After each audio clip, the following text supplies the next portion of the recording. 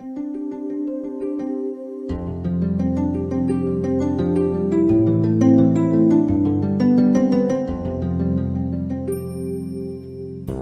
known Maddie since I moved here. She can walk and she can talk, but she can't really speak words. Even though she can't really talk to anyone, she just knows how to make you smile whenever you see her. She's such an amazing person. Just feels good to be around her. And she deserves to get her medallion just like any other young woman.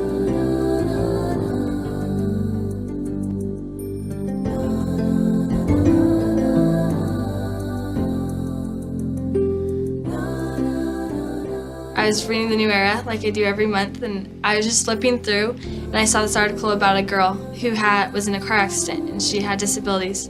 And her Young Women's group did personal progress for her. And the whole time I was reading it, I just couldn't get Madison out of my head. She was my cousin. I've been around her so much, and I know her family, and we just all love her. And it's just so neat to see these girls do this for her. And I just kept thinking, what if we could do this for Madison?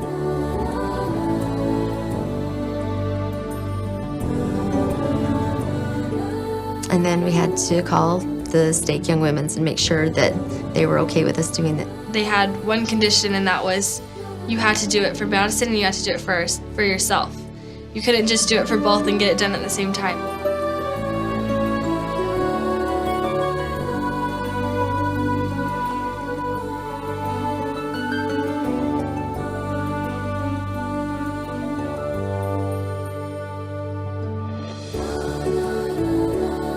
I had to write down a couple of ways on how to comfort others, and then I had to practice them. I cooked dinner for my family for 2 weeks, and I was able to write down my goals. I had to memorize the sacrament prayers. I read the whole Book of Mormon for Maddie. So we each took a part of the personal progress book and did some activities, and by proxy, she'll get her medallion.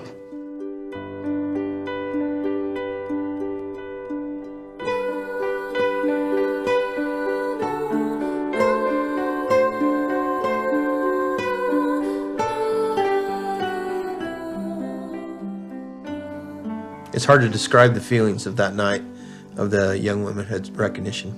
When they presented Madison with the medallion, Scott and Andrea were just so happy. They were so shocked. Just to see her start crying and be in tears is just really, like, you have a feeling that you did something right and that someone else cares. And this is where I just was like, wow, they had done something for her that she could not do for herself. Madison's requirements had been done basically by proxy. I'm so thankful that I was able to be there that night and feel the love of those young women. Madison's so close to me that I haven't really got to know, but I know that through this project I've been able to get to know her a little bit better, to understand her. And I know when we get to heaven that we'll be able to talk about this project and how much fun, and she got to watch it all play out before her. And